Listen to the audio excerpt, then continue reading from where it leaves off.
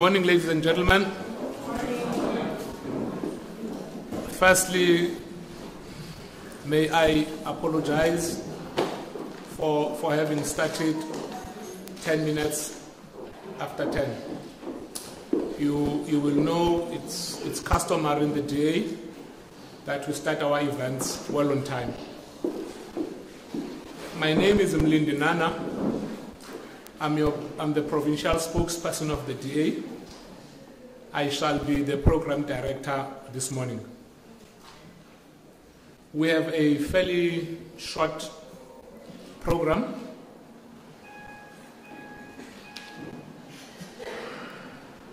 Welcome to this monumental and historic event. As you all know, the invitation said the federal leader, Umaduna, will be making a major announcement today. We are quite privileged to have all of you attending today's historical event. Without any further ado, you are most welcome.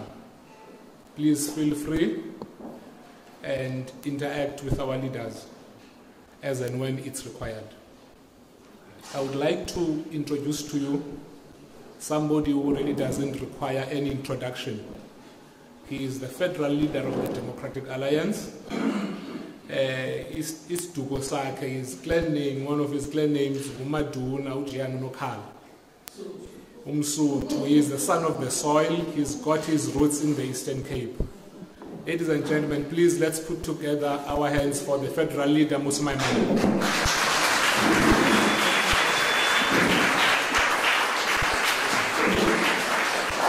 Mandla.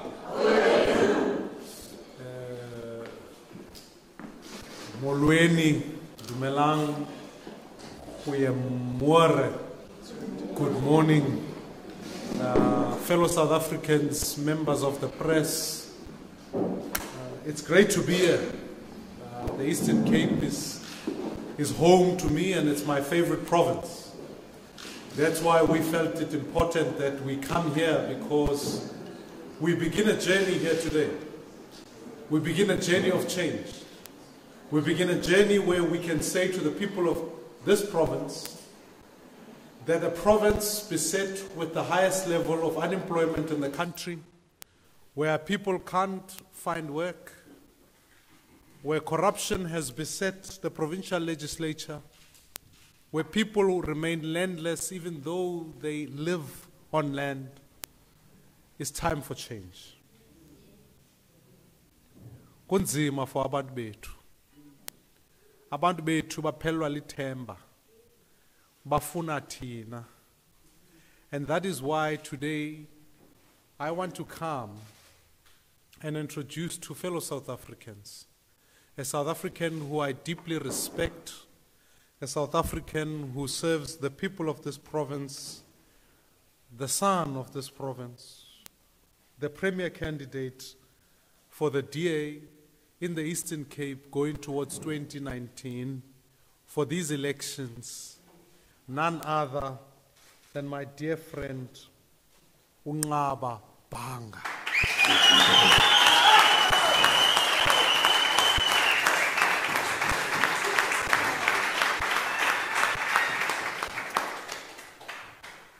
Unqaba serves, obviously, as many of you know, he serves as the provincial leader of this province. He has served here, and not only that, he's been part of the team that in the 2016 elections worked hard for us to form a government here in Nelson Mandela Bay. Unqaba at his core believes in our principles that say we want to build a South Africa that is free, that is fair, that opens up opportunities for our people, and that is diverse. I've had many interactions, no Tata Unqaba. And often more than anything, when decisions become hard, when the organization needs to charter a new course, I've known him to default to one thing, not to populism, not to racial mobilization, but always that we must build one South Africa for all. is an attribute that I find most admirable. When leaders stand up to say they are not elected to lead one race or to lead one tribe, he's always stood up to say, I'm going to lead all South Africans, black, white, Indian, and colored. Udarungaba will begin his tour here in the province. He'll go across to all corners, to all parts of this beautiful province. In that way, he's very privileged and very lucky. This is why I'm jealous. Because he will be going around to see this beautiful province, but to also see the people in this province. In 2016, what happened here was majorly significant for our country and for our people. I truly believe Nelson Mandela would be proud that in fact here in Nelson Mandela Bay we had a government in a city named after him that was committed to advancing his values. Values of a South Africa for all, values where resources are for the people, and ultimately where nobody wants to steal money. You see, if you are going to run a government, you must make sure that the tsotsis are removed. And therefore, I think 2016 in this province would have made Utata proud and ultimately gave us something as South Africans that the change could begin here and ripple all across the country. Now we begin a journey to say, in this province, what shall we do? The son of many great heroes who have come through here. Today, we continue a journey where we say, can we advance the struggle now that more people can find work and South Africans who are poor can find hope? I don't need to speak a lot about where Ungaba has come from. Many of us know him as a history of someone who spent a lot of time in politics. He's ensured more than anything that he moved from the Congress of the People in 2014, and having served in Parliament, he worked with Ethel Trollip. They spoke at length about the urgent need for change in this province, particularly in Nelson Mandela Bay. In May 2017, as many of you know, he was elected as the provincial leader here in East London. But the attribute I want to speak about the most is his leadership. His ability has always been that from being the leader from here in this hometown in KwaZakele High School, he was then elected the regional chair of COSAS. He then went on to become the ANC youth leader as well as the SRC president in the well-known Port Elizabeth Technikon, which is now today Nelson Mandela University. He's also then qualified in his public administration and also has now obtained a postgraduate qualification in maritime studies.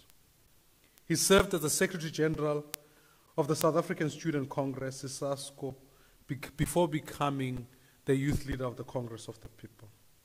He would then become a member of Parliament, so I've served with him in the same caucus. And furthermore, he's continued now to come to the DA where the vision remains one of one South Africa for all, born out of the values that we pursue. I've already stated that even now recently celebrated his birthday, and I wanted to wish you a very happy birthday. But that's true. But the beauty about the DA is that, in fact, in the DA we always hold one simple view. It's not your age that qualifies you for leadership. It's that you are a leader. If you are good enough, you are old enough. That's our view. So ultimately, we have seen a new generation of leaders that have come through the DA. The DA is that party chartering a vision for tomorrow. And Ungaba is one of those leaders who are taking us forward. A focus on the future. A focus where one says, having come from here, having lived through this province, having seen the politics in this province, I have no doubt this is a South African who will bring the change in this province for the future of this province. Fellow South Africans, it is no secret. At 35.6%, unemployment here is rife. I don't think many of us know and appreciate how tough it is for people who are without work.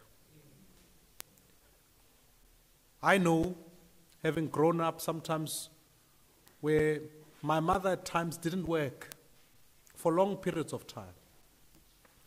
That's hard.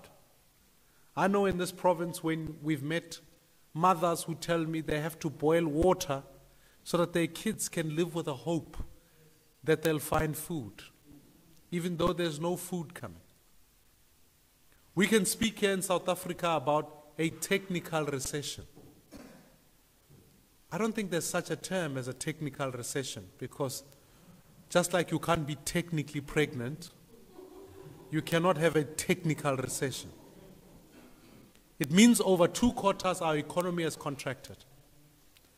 And it's clear that the African National Congress has no plan as to how we can turn this economy around. They have no plan to make sure our people can find work. With a DA government in place, we've seen the fact that 70% of the jobs that have been created in South Africa have been created in DA governments. We have a plan. We have a plan to get South Africa out of the difficulty that it is in. And that plan requires all of us to work hard to ensure that, one, we build a capable state where we don't allow criminals to capture the state, as in fact has been seen. We talk about state capture, but we forget that state capture is still continuing, for it was a program of the ANC. We want to ensure that, in fact, we free the state so that it's capable. It's able to direct the resources so that our economy can grow and create jobs. So the starting point is always to get the best people to run government, and that's why Utadu Ngaba is one of those who are going to set up a team here in the Eastern Cape that will ensure that we can build a capable government. Second, we believe that cities must be at the forefront of development. Cities are the ones who build infrastructure, but they also break down the barriers so that small businesses can thrive. We remove barriers to entry so that more people can find work. We must make sure that we give certainty on policies, especially on investment in land. I don't want to mislead the people of South Africa. One of the policy pronouncements that are made by President Ramaphosa have been so confusing that nobody wants to invest in South Africa. In truth, we must secure title for our people. That is why I'm here to even ask Utadu Ngaba to say, Utadu Ngaba, I went to eGwatyu. You and I went there together. We met farmers there who are living on land. They are on the land, yet the government refuses to give them the land. Our challenge always is, give the people the land. You don't need to amend the Constitution. The Constitution is not the problem. It's the corruption of the ANC that is the problem. Let us give the land to the people, and that's why I'm here to ask Utadu Ngaba, as part of your work that you do, you must ensure that our people get land. We must also ensure that there's a delivery of basic services in our communities. The fact of the matter is that across the province, we need people who are educated, we need healthcare to be delivered, and I think only the DA can be trusted with that. The ANC has had 2 decades and even more in this province. If they didn't change it in the last 2 decades, what gives us the hope they are going to change it now? Let us bring the change so that we can ensure basic services are delivered. And ultimately, let us safeguard our people. You know, more than being hungry, I think our people live in fear. They live in fear of criminals breaking into their houses. They live in fear of the fact that their young kids are going to end up being victims of drug abuse. They live in fear. Our South African women are walking around scared of being raped. This is something that as a country we cannot accept.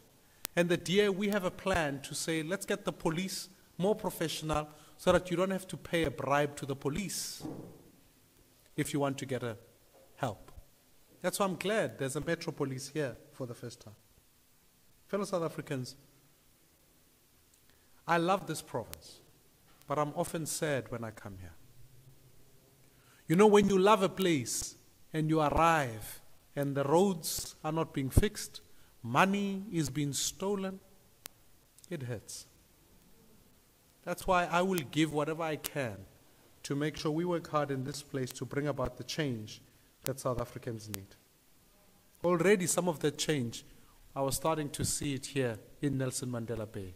Every time I fly in, I look at this beautiful city and I get reminded of how great this place is, how beautiful it was, and how in fact with the government that is here, because the one that's elected there is not legitimate.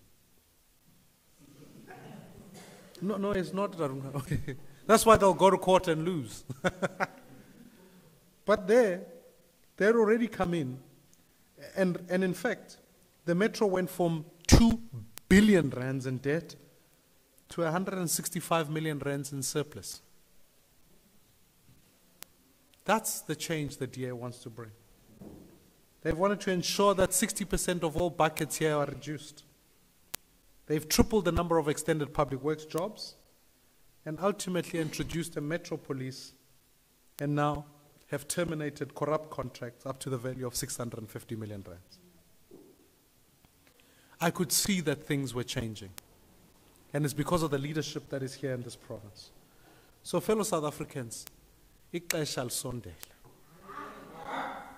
2019 is going to be a historic election in our country. And I'm proud to say that as we begin to win, even in by-elections in East London under the leadership of Utatu Ngaba, we're starting to see the change because South Africans are feeling the pain. They are aware of the fact that as fuel goes up, as taxes go up, as unemployment goes up, they need the change. We can't reward the ANC for having brought us to this economic disaster. I read with sadness when a newspaper headline said, blame Jacob Zuma for the recession. I said, no.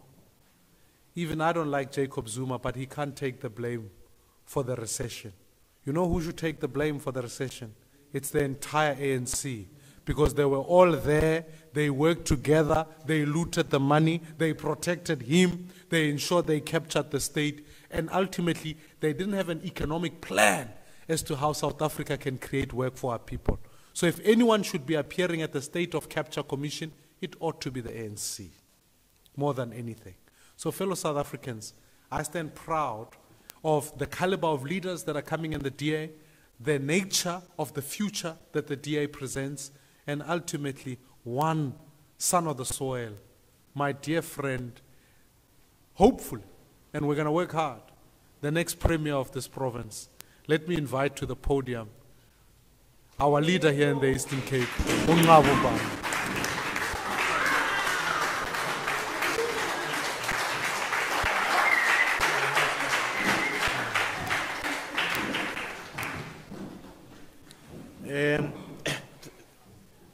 To our leader, Mmusi Maimane, you know, if you speak after the leader, it's very difficult.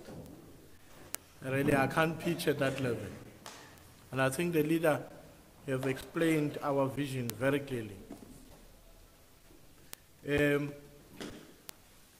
Today will be my first time to read a speech after 2014. The last time I read a speech was in Parliament, because I usually speak from the heart.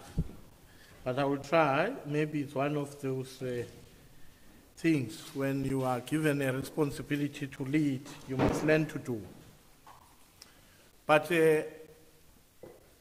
I must say that I appreciate the trust given by the party into my leadership, that I must take this responsibility to lead the campaign of the party for 2019. It's not going to be an easy journey. It's going to be very difficult. And if you are given a big responsibility like this and you're not scared of it, there's something wrong with you. There's something wrong happening, because you must have emotions. And those who think that they can do everything, most of the time are those who take us into a wrong tangent in the process of taking our people forward. Therefore, it's not easy for me. It's difficult. As I wake up this morning, I had to pray to say, God, guide me through this process, because without you, I will not be able to to carry the responsibility and the expectations of the people of the Eastern Cape. And we must remember that the people are important. When we are given these responsibilities, it's not us who are given a responsibility to carry the aspirations of many millions of South Africans who have hope that those they put in power, they are going to change their lives. Therefore, it's not something that we should take for granted. Being given a responsibility, I always say, it was a goodwill of the people when they elect you to lead. It's not something you have a right, it's a privilege, it's a goodwill from them. They can give it to you and they can take it from you. Many of our leaders take that for granted. And I think I don't take this for granted because we have to go out there and put in place plans to change the lives of our people. And I think that's what we are going to do. And I will present some of the suggestions. But the leader also raises a very important issue that is very close to my heart. That we can do whatever we want to do in South Africa without us bringing our people together and building one nation and one future will never succeed. And it's something I'm so passionate about. And I'm very proud to be one of the leaders in the Democratic Alliance. It is the only party that reflects the diversity and the ideal society we want to build, where diversity does not only mean race, it means a set of other issues relate to age, relates to gender, relates to individuality and all other issues. And that's very important. We're the only party that is unique. But it worries me more in South Africa today, the wedge that is being developed, that is based on race. That there is a new agenda from the populist movements who seeks to divide our people on the basis of the color of their skin. And we have a mandate as we lead our people forward to bring them more closer and bring them and give them messages that unify them. And I'm more passionate about that. Because I think if we do not carry that idea in which Nelson Mandela led us to, of bringing South Africans together and reconciling and unifying South Africans, we'll be failing a mission to build a winning nation. A South Africa that works together. And if you look to people sitting here, reflect exactly what people like Nelson Mandela, Helen Suzman, Molly Blackburn wanted us to achieve. Therefore, I wanted to start in that note before I come to the speech. Therefore, thank you very much for that, leader. I appreciate it. It is a great pleasure and honor to accept the party's nomination to serve as its premier candidate for the Eastern Cape in 2019 election. I am proud to be a son of this great province. The Eastern Cape is a province of great beauty and has a potential to become, through agriculture, tourism, one of the economic leaders in South Africa. But as Musi has indicated, the path that we are currently on as a province is a wrong one. We have taken a wrong turn from the path laid out by the father of our nation, Nelson Mandela. The people of this great province are not being put first by the government. Continual empty promises have relegated the people of the Eastern Cape to the last place as self-enrichment and corruption of the ANC continues to hold us back. Just as they have done in Nelson Mandela Bay in the past days, the ANC will stop at nothing to feed on the public purse. The ANC has become complacent and uncaring in government. They only care about themselves and those connected to them. Not only is the ANC in government failing to create fair access to jobs and keep us safe, they don't know how to do it. They are incapable of managing the real problems that the people of the Eastern Cape face.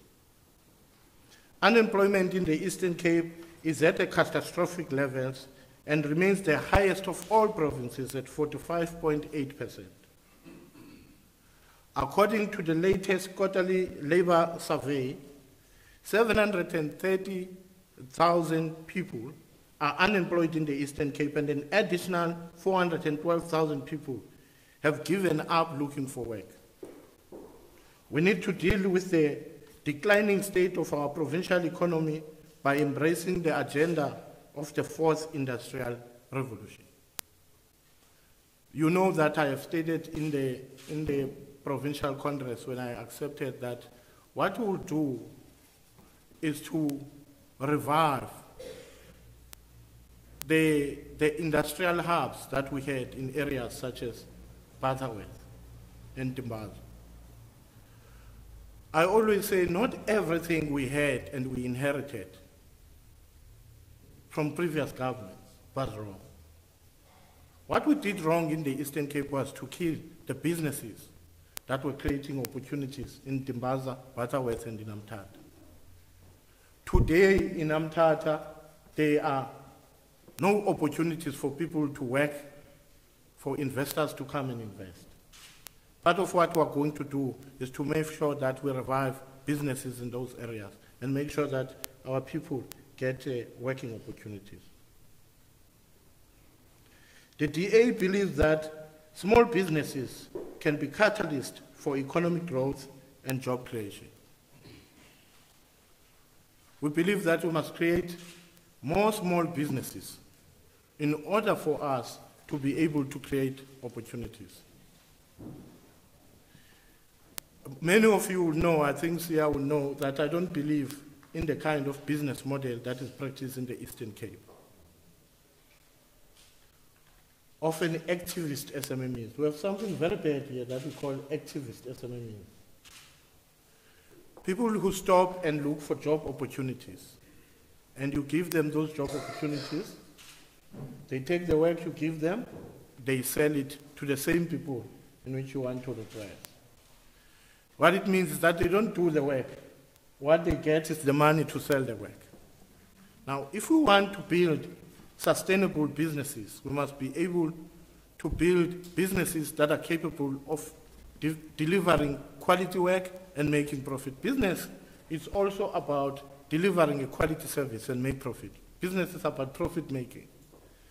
And the type of businesses we create in this city and this province, of people who do not want to be business people, who just want to sell work and not develop as business people, we should stop. It is for that reason that even in human settlement, I've introduced a concept of an incubator system, where people are going to be trained to be successful business people, identifying institutions of higher learning in the province to build construction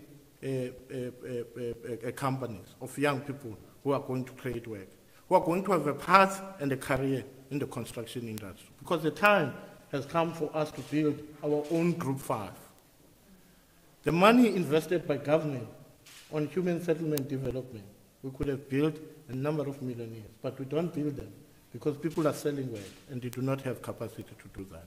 Therefore, we commit in building incubators to make sure that we have sustainable businesses and people who have a career path in making businesses work. Education in this province is in dire state. It worries me that the Eastern Cape leader has been a jewel of education. The Eastern Cape have produced state presidents, not only for South Africa, but for the world, for Africa. But the state of our education as we speak right now in the Eastern Cape, we are the last in producing quality graduates, not only matriculants, but also the impact, the output rate in terms of graduate rates is also a concern to us. Therefore, we have to turn that around as the Eastern Cape. We had Forte, we have everything. Therefore, we prioritize education. On a yearly basis, the province has the lowest matric pass rate in the country. Learning and teaching are not priorities, and school facilities are a mess. We know what is our problem. A highly unionized education, where SADTU plays a major role and decide who becomes what, who becomes the principal, who becomes a teacher, who becomes in the school governing body. We have to deal with that.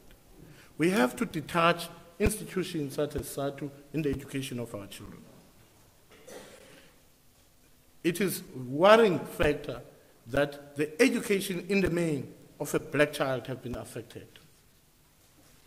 And without us dealing with that aspect, we are not going to build a capacity of young people who are going to contribute into the economy and also creating opportunities for the future. Therefore, it's a major priority in which the ANC have failed in this regard. The facilities in our education institutions are a problem. There's a huge gap between what the advantage had and the disadvantage had in this province. I always raise the issue of facilities. That's why it is going to be important, private-public partnerships in going forward. We can't work in silos. We must be able to work together with private sector to uplift the standards of our children. For the past 20 years, just in Mtanzane and KwaZulu, there's not even one single school that we can identify with support facilities for learning. Not one single school, you can identify one single school. Whether a sport field of high standard in KwaZulu, you will never find that. Whether funded by private sector or public sector. And it's a very big problem. I've always raised it. Until we address that indifference, we'll be able to say we're moving forward. Therefore, we're going to look into that, into partnerships also in education. Almost 3,000 teachers are teaching subjects for which they are not qualified. More than 260 are not qualified to teach at all. There are teachers who teach biology and they go and teach civil engineering. A history teacher teaches maths and science. It is not only happening in secondary education, but it's also happening in our colleges. And you're expecting to produce artisans in your colleges, where a biology teacher teaches mechanical engineering. Therefore, we need to address those difficulties, retraining of our teachers, possibility of opening teacher colleges. A lack of agriculture and technical schools and colleges are negatively impacting on job opportunities in the province. Yet 45% of the total provincial budget is allocated into education. You know, leader, there is a college, an agricultural college, called Fort Cox. You won't believe that Fort Cox is still established under the statute of the then dictator Opakos. Now, if we can't change that for the past 20 years, it means that you have a government that does not have a vision on how to support its institutions, because Fort Cox cannot be supported, or some of the agricultural colleges cannot be supported by government, because the legislation and the ordinance in which they are established is the past ordinance. Therefore, we'll have to change things like that. But agricultural colleges like Fort Cox, in terms of food production, they are very critical. And in the Eastern Cape, in promoting agricultural development and skills in agriculture, because, you know, you can hear everybody saying all sorts of things about food production, farming and land. But agriculture has become a science. We're no longer using the old ways of farming. Therefore, we need to develop a new caliber of individuals in farming. How do we do that? It's through promoting agricultural colleges. We have arable land in the Eastern Cape, which is underutilized. But if we train our kids, like in the old days, where we have subjects in agriculture in order for us to build new generation of people who will be producing food in the Eastern Cape. Therefore, we'll focus in the establishment of agricultural colleges. That's the only way we can succeed. And we think we are going to introduce the model of partnerships in food production. I completely don't believe that the model taken by the ANC government would work. It has failed. I was in the portfolio committee for agriculture. I went to the Northwest. In the Northwest, I went to 2 schemes. The first one, it was a dairy farm. In this dairy farm, The government came and gave 60 million to these people who were workers, gave them 60 million. In 2 years, they ate everything. Now, my question was, why did these people eat these cattle? The issue is that these people did not want to farm. They wanted to work. But we went to the next door. There was a black young guy in partnership with the farmer. It was a commercial farm, it was successful. I asked myself, why did this one succeed? Because the young boy had a career in farming and agricultural studies, and he wanted to farm. And those partnerships worked. And all those partnerships where people work together to produce food works. Why? It's because agriculture, if you breed Nguni, it takes 5 years. Now if I give you a farm now, a Nguni farm, you want to breed Nguni, you want to eat now, you will eat those cattle. But if you understand, for you to make money in agriculture, you are going to wait for 5 years for you to make profit, for you to live. Therefore, what we need to do is to promote those partnerships, and partnerships that work. Because farming is a generational thing. You don't stay here in Port Elizabeth and have a farm. If you go to Limpopo schemes, that many of the people who have farms, they don't stay in their farms. They stay in Polokwane. And in their farms, they are left fallow, they are not wet, they are not producing food. And in the Eastern Cape, we are faced with the same problem. Therefore, we are going to deal with that through creating sustainable partnerships. Corruption is rife in this province. The ANC have broken this province brick by brick. According to the City Press, 3 reports compiled by the National Treasury Special Audit Services revealed that between 2011 and 2017, 1.6 billion was stolen from the people of the Eastern Cape. Local government has been crippled by billions of rands of corruption. This is one of the main reasons for the bankruptcy of municipalities such as Makana. Makana, you know Makana. No water. You have roads located there, a world university. There are sometimes when there's no water, no electricity. What that will do to the impact of attracting learners to roads, that if you do not have an infrastructure that can sustain roads, you have a problem. Remember, roads is the major employer of Grahamstown. Now, if in Grahamstown roads doesn't work, Grahamstown doesn't work. When I was a member of parliament, we went for a site visit in Makana. When we arrived, I went to the loo in the mayor's office. Our purpose of a site visit was to look into bucket system. But there in the mayor's office, where there was a bucket, when I came in and raised my hand, they were saying, let's go to George. I said, no, we can't go to George. Let's go here in the toilet here of the mayor's office, because there's a bucket system here. Now, they wanted to kill me. Now, if you have a mayor's office with a bucket system, how much more to the people in George? Now, Makana is a broken municipality. For more than 15 years, that municipality has been in and out of administration. The ANC government have done nothing about it. To an extent that the residents have taken an initiative themselves to invest in closing potholes and building roads. Therefore, that kind of partnerships of residents is well welcomed in the areas such as Makana.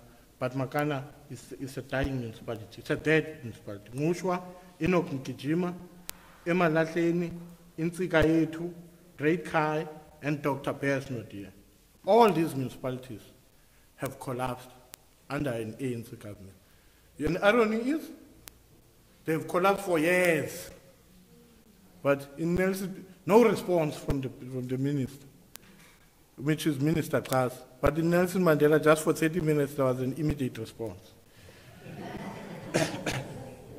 Trembling roads and the lack of basic delivery and electricity and water outages are daily issues in municipalities.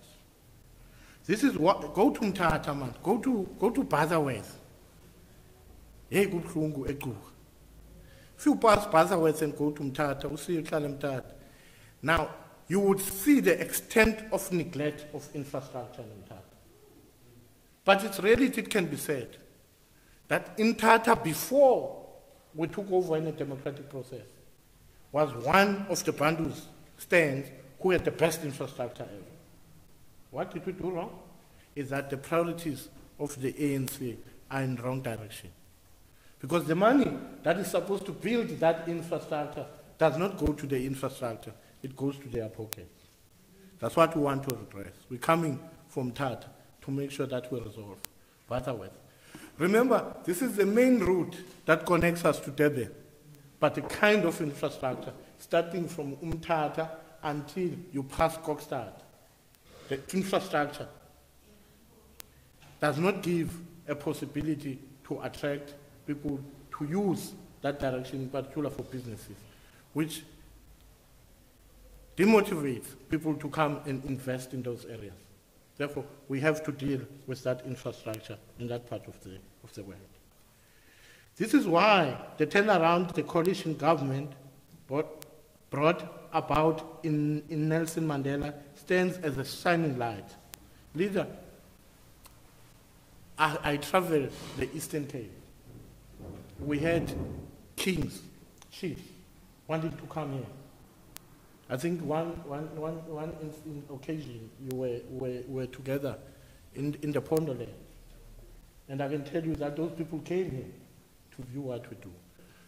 And people say, we want to see what you are doing in Nelson Mandela in order when you govern, you will replicate it in the Eastern Cape. That it's not there. The king of Makosa wants to come here to do what? The king. He said, you send a letter, I want to come. To do what? To come and view the successes we're making in Nelson Mandela in order, in his project of his life, to replicate it with his people in the area of Mthatha. That's a good story. Why it is a good story? It's because in Nelson Mandela, we have turned it to be a construction site. You can go, I'll take you through that in each and every corner of Nelson Mandela, we're building roads, we're building multi-purpose centers, we're building houses, we're lighting streets and all that. Because how we have budgeted, the budget goes into the services of the people. In the northern areas, we're building roads. Our buses are operating in the northern areas for the first time, and they're doing very well. The revenue we're making in the short space of time is better than even Cape Town. It's better than all these other parts, the revenue collection. I attribute that to the leadership of the DA.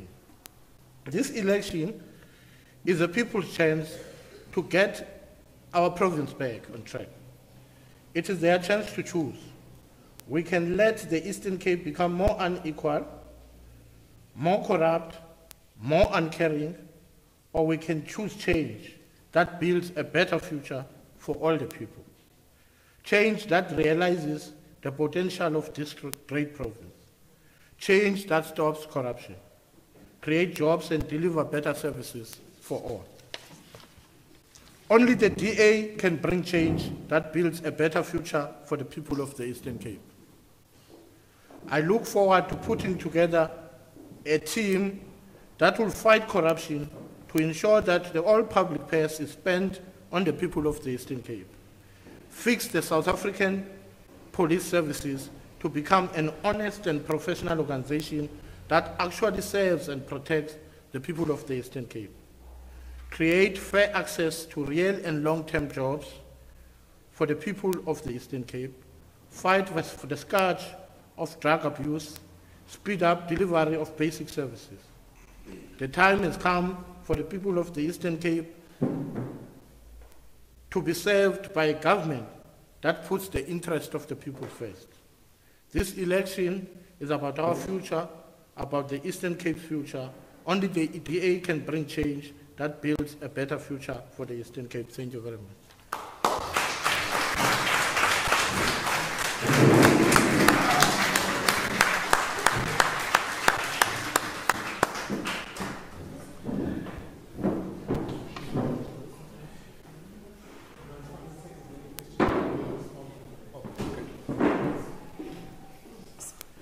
Thank you very much, Mthembu, our provincial leader. I would want to remind you, in the presence of these people, that the other day we were in Uitenhage. You said to the federal leader, Mhlekazi, when you are the president, uzundi kumbule. I want to say that to you. When you are the premier, uyazibana, I'm ready with my suit. Uzundi kumbule. Because you'll be the premier. Ladies and gentlemen, it's the juicy part.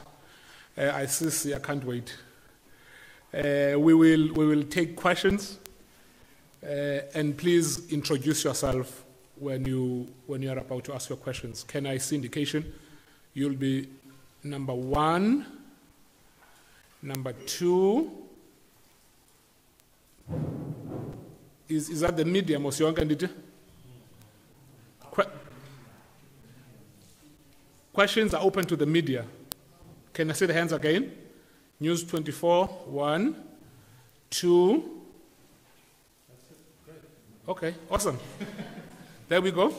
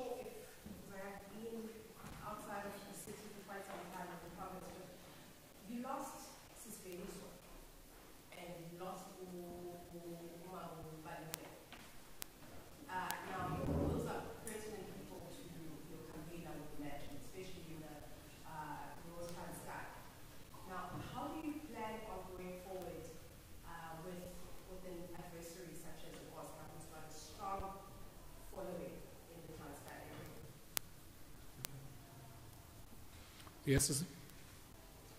Jay from the ACDC.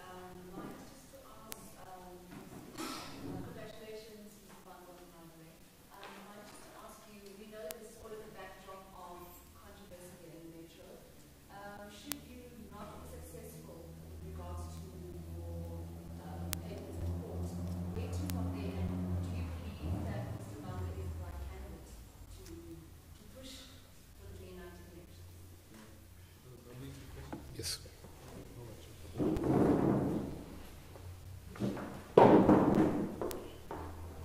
Good questions. I like good. That's good. Let me speak about empowerment. South Africa is the most unequal society generally accepted in the world. We rank fairly low when it comes to issues of how do we address equality in society.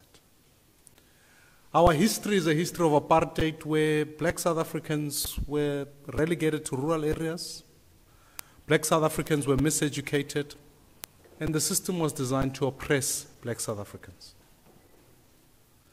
Our greatest crisis as a country is the fact that the face of poverty largely remains black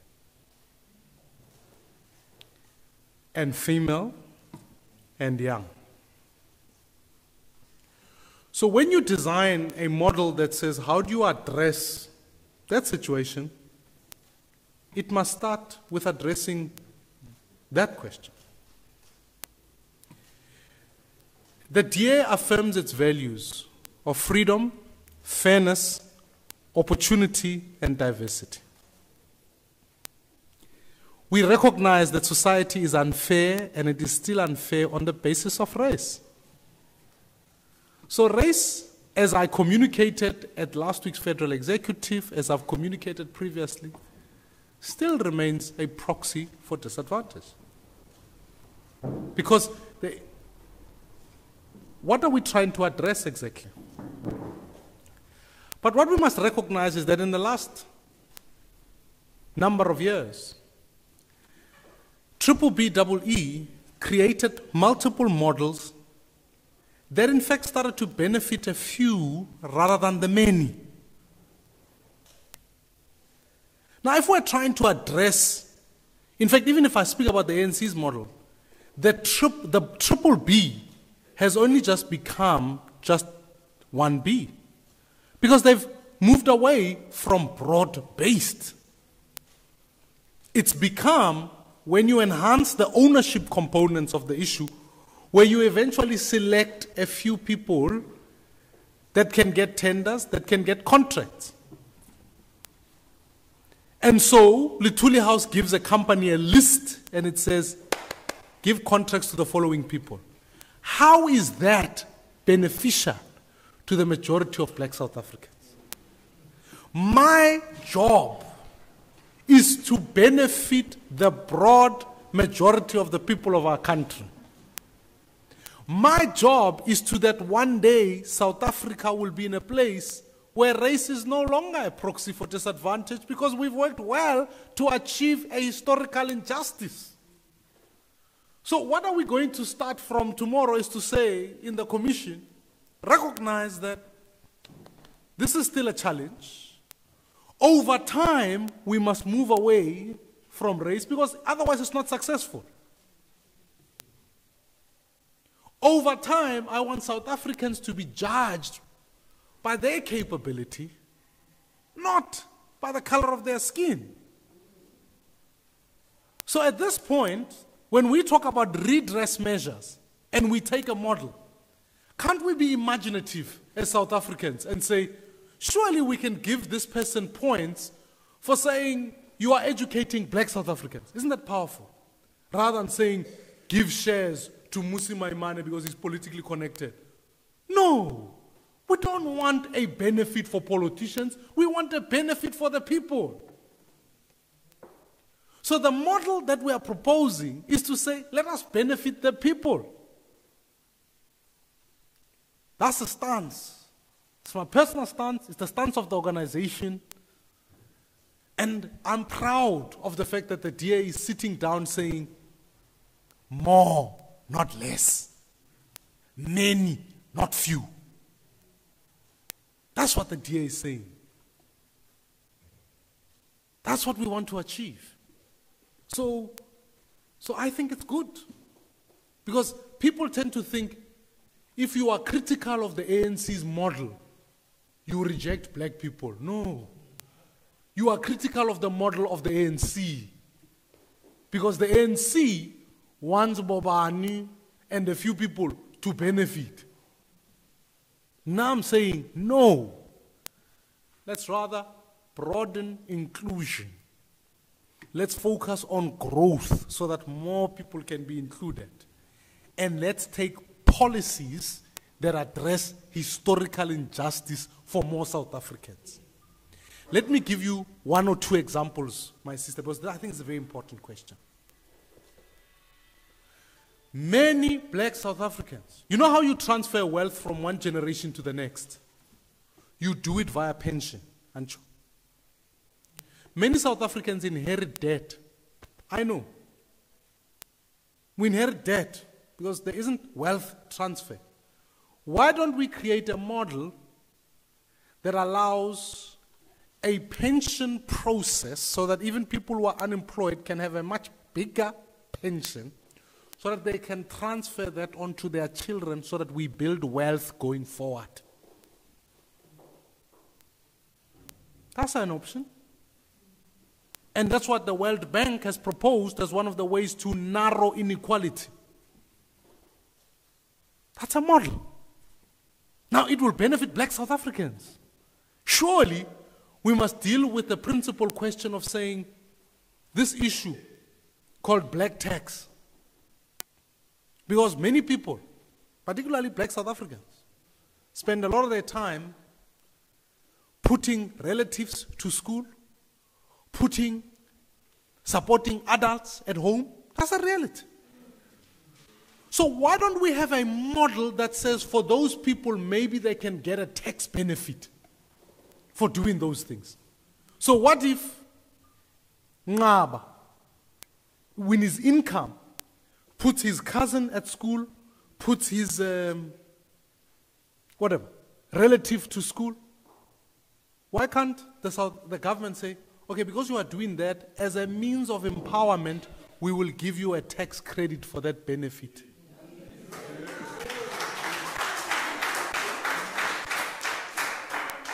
So we can't just look at empowerment and say, let us create a few rich people, whereas our people, broadly speaking, 9.6 million people are unemployed.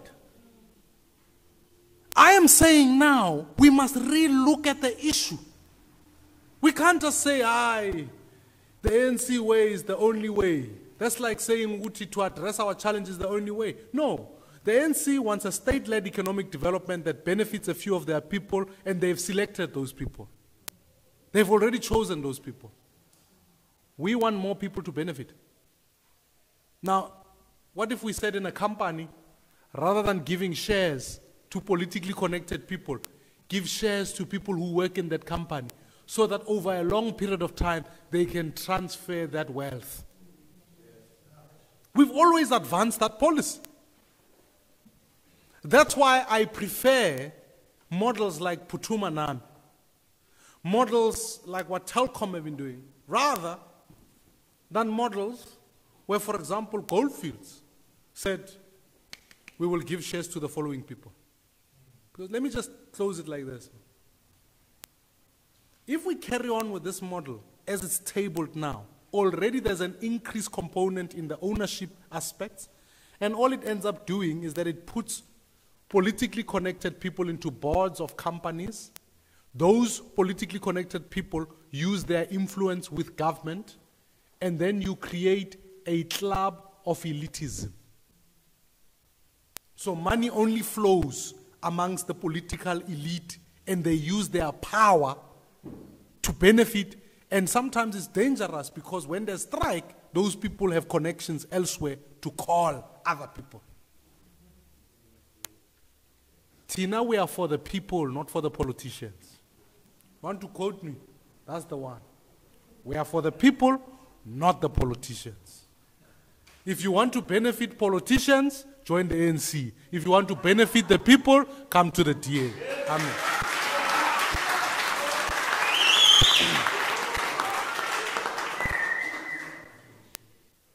Now, I wanted to speak about this issue, but now you are asking me, I have written to the EFF, they're wanting to meet, we're just trying to find the best time to be able to do so, so they're open to the meeting.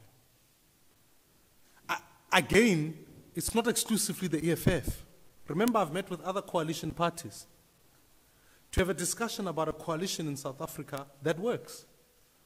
Let's understand coalitions, they work for the benefit of the people, I think.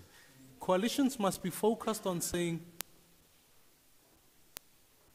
we coalesce around service delivery, we coalesce against the fight against corruption, we coalesce against working to create work for our people.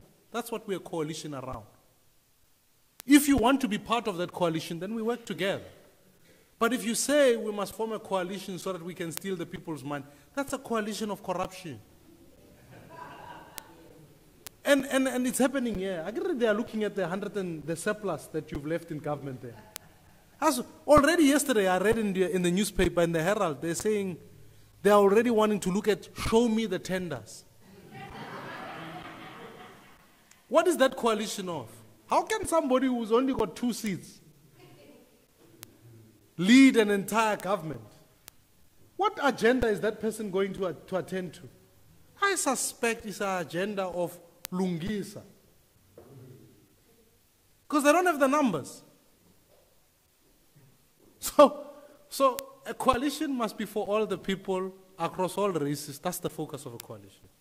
So we will have a discussion with the EFF, no problem in this regard. I don't want to get into this question because I allow the provincial leader to come, but one of the things I'm most proud of in the DA is that if you look behind you, there are many more Veliswas, there are many more Valinzelas, many more. That's what the DA is about. That's when I go to Parliament, I see talent coming up. We've got young MPs, that's what we do. That's why it's a beautiful organization. We must never get ourselves stuck in a situation where we say, one person is it. No, there are many more that are coming through.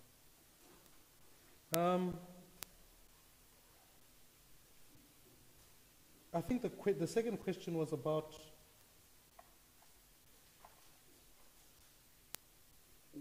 sorry, Joy, you asked me the question about? Jay.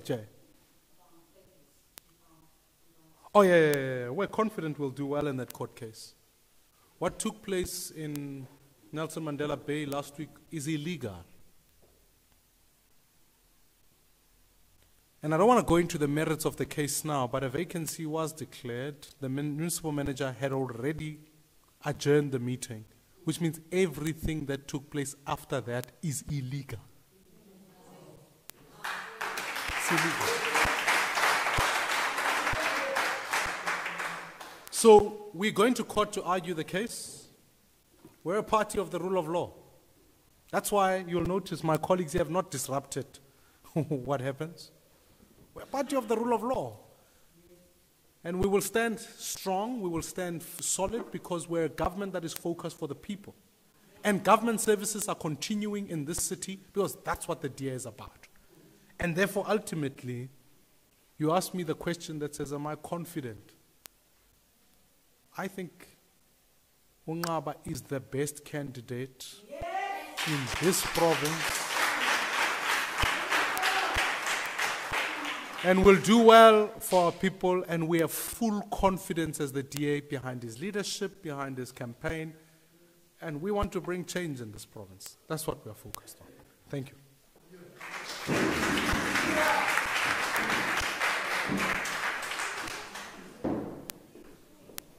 Yeah, the leader have dealt with the national issues. It's very clear. That's our position. We are behind that position. The leader has put it. And I can assure you, I'm a member of the Federal Executive. He has put this position consistently from the beginning. Even whilst all of you had a confusion, he had no confusion. He has put it consistently. What he said here today, he has said it even before this debate started. And it has been our position, and I think I support that, and I agree with the leader. The second issue, I know it's being raised to me undercover, this issue. Where's Ethel? Ethel is busy doing what the leader was saying. He's running the city. We're running the city in exile. Why? Because we are law-abiding organization. We respect the law. We respect the institutions. You know, we don't want to fight over a mic. Many people ask why didn't go and fight over a mic on what did they say? The Iron Man. We said, no, we're not going to go and fight over a mic on Iron Man because the people of this city are more important. South Africans are more important. And we are not going to do that. We're going to allow this city to have a success because we've worked so hard for the Iron Man. When those who were having the mic were opposing us in terms of even stopping the budget. But what we do, it's about the people. And Ethel is on the ground, is in words, leader. Even yesterday, he was serving the people of Motherwell who were faced with flood. He's helping them. As we speak right now, he's, in other words, he's doing the work because he's a mayor. Now, this mock government, which is practicing to be government, we are not going to waste our time. The day for the court is going to come. we are going to proceed with what is, we were given a responsibility to do. We are going to win this case. I want to say it. Once the leader has said it, I want to say it again and again. Because I was also involved in the legal processes in this thing. We are confident we are going to win. We are going to expose this coup d'etat, and there are going to be consequences. Because this is a democratic South Africa. Let me go to Umvenya. Umem lo was a P College. That lady there is a new president of P College. First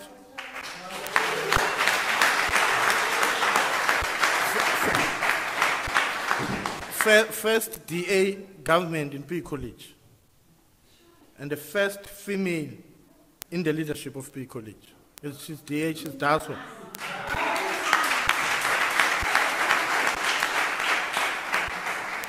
She is the future of the DA.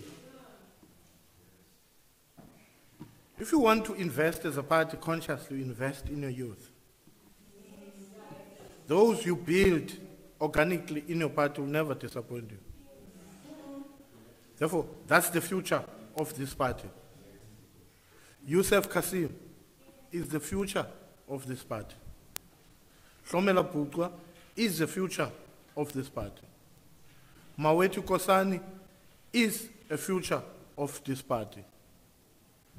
Kekeleto, he's in one flesh, is the future of this party. Those are young people. We have a clear record and a clean record. We are the best party which have produced young people to be MPs. In Nelson Mandela alone, we have the youngest MPs produced by the DA. The youngest is 24 years of age, produced by our party. Therefore, the DA is not a Mmusi Maimane party. If Mmusi Maimane leaves tomorrow, it's not going to have an impact on the DA. Because the DA is a brand. The DA is an institution. It's not an institution mobilized and built around a cult of a personality of an individual. Mmusi says, this is the party of the people. Because it's not his party, it's not my party. I leave tomorrow, or the DA removes me tomorrow. There's nothing's going to happen. Because the DA has built its brand. Let me give you practical evidence. When Mamnosimo left, a month after, we had a by-election in East London. We drove up from 75% to 85%. Did that have an impact? We even won a ward in a black community. We won a ward. People just said we love the DA more. In Gwatyu, ukhona umuntu ohlala eGwatyu apha andizule nto umchaza bangibani. Enquza, ukhona umuntu wasenquza, but andizuchaza bangibani ukhona. Uyayazi naye le nto. I-DA was 6% in Nquza. When they were saying, Veliswa have gone with the votes, Yaske Yanyuki DA, and we grew up to 24% in the rural communities.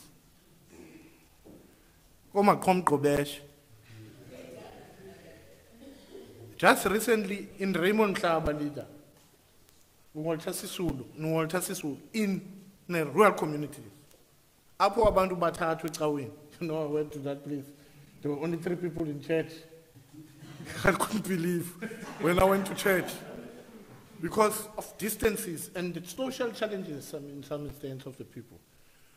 EDA have grown in that municipality from 36% to 50%. The ANC, Yayakuban, Yaku 38%. In an ANC ward, we defeated them in an ANC ward. And that ANC ward, we contested that ANC ward. It was contested by white men, and the white men won. Because South Africans have moved beyond even the issues of color. They listen to the ideas we put on the table. Therefore, did the DA decline when Mveli Somvenya and Mamnosimo left? No. Instead, the DA is growing. You know, we have structures in each and every corner of this province. Not single individuals should claim monopoly over those structures. That's why we are an institutionalized institution that you can find in each and every ward that you find. Therefore, we have soldiers of the DA who will be working into this campaign. But I must say, these two individuals were great individuals. I have said it consistently. These were good individuals. They did a good work for this party. We didn't have insults to them and say bad things about them. Because if these people were good to us, why do we have to say bad things about them? They were good in the DA. Sisveli did a very good job in mobilizing and working for the party. Mamnosimo as well. We appreciate that. They have made their choice to go wherever they are going. But the DA as a party continue to proceed. Because all of us who are here, who are focused in the vision of building a new alternative for South Africa, that will be led by Mr. Maimane. And we think that that is going to win. And we'll win that through building a formidable structures of the DA that are going to go out there. I'm going to Queenstown on the 24th. I'm meeting with the community in the rural community because the leader said to me, stop the rallies, go and meet with stakeholders, go and meet with the chiefs, go and meet with the business, go and meet with the religious sector, sporting people, and all people we are getting to them. Therefore, we are doing very well in rural communities. The DA is growing with speed, and we think that we are going to be able to mobilize the votes in the Eastern Cape and reduce the ANC support below 50%. Thank you very much.